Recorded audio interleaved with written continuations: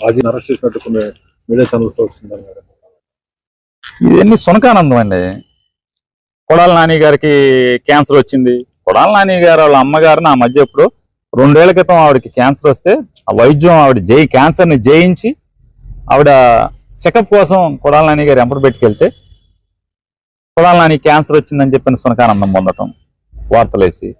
అట్లాగే వంశీ గారి భార్య నిన్న ఒక ఫంక్షన్కి ఆవిడ తెలుగుదేశం పార్టీ ప్రభుత్వం వచ్చిన తర్వాత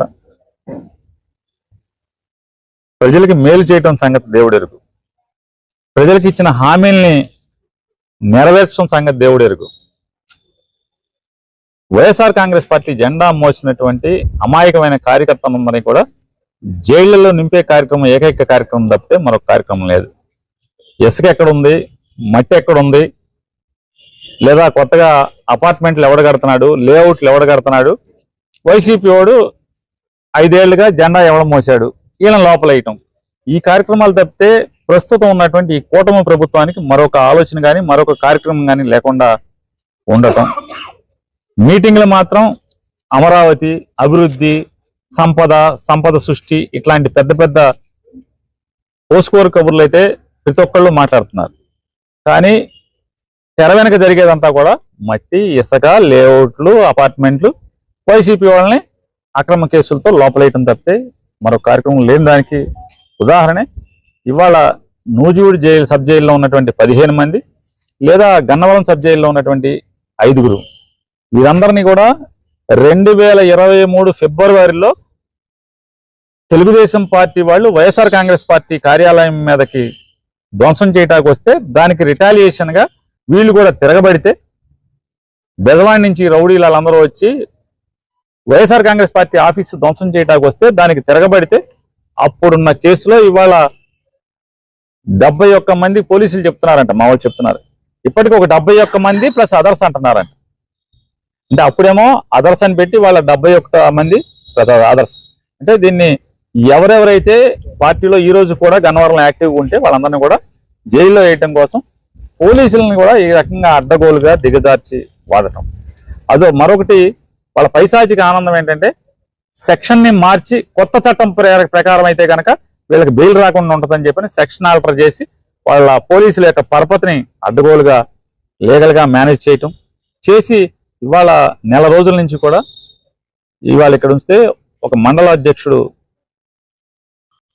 తల్లి చనిపోతే కూడా కనీసం దినానికి కూడా పర్మిషన్ రాకుండా అబ్జెక్షన్ చెప్తాం. ఇవన్నీ పెద్దగా కాలం పెద్ద తిరిగి రాదు, ఎక్కువ దీర్ఘకాలం అక్కర్లేదు, తొందరలోనే కాలం తిరిగి వస్తుంది. అయితే ఈ రకమైన పైశాచిక ఆనందం, మానసిక ఆనందం, తల్లి చనిపోతే కూడా బెయిల్కి అబ్జెక్షన్ చెప్తూ దినం చేయనివ్వకుండా కూడా దినం వాయిదా వేసుకునేటువంటి పరిస్థితి, ఇవన్నీ అట్టుకట్టు పెట్టే పరిస్థితిలో వస్తాయి తప్పితే కాలం గిర్రం తిరిగి వస్తుంది. అంటే ఇవాళ అక్రమ కేసులో 2023 ఫిబ్రవరిలో జరిగిన సంఘటన మీద ఇవాళ పుంకాలుగా మనుషుల్ని, వైఎస్ఆర్ కాంగ్రెస్ పార్టీ మనుషుల్ని ఈ రకంగా దండగుచ్చినట్టుగా అరెస్టులు చేసి అక్రమంగా జైల్లో మగ్గదీస్తున్నారు.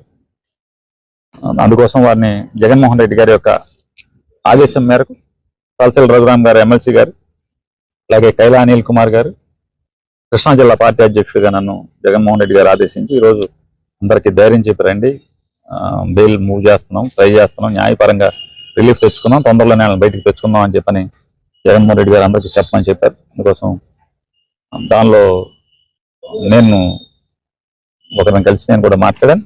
లోపల మిగతా ఒకరిని కలిశారు.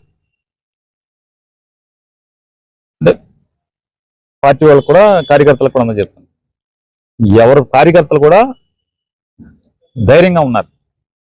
కేసులు ఎన్నైనా పెట్టుకోనండి, మేము జెండా కానీ పార్టీ కానీ వదిలేదు లేదు, ఏమన్నా చేసుకోనండి, పైన భగవంతుడు ఉన్నాడు, ఈ చేసినటువంటి పైశాచిక కార్యక్రమానికి అనుభవించే రోజు భగవంతుడు వాళ్ళందరికీ పెడతారు తొందరలోనే అని చెప్పని వాళ్ళందరూ కూడా ధైర్యంగా మాతో జగన్ గారిని అడిగానని చెప్పని వాళ్ళందరూ కూడా మేము కలిసిన వాళ్ళందరూ కూడా చెప్తాం జరిగింది.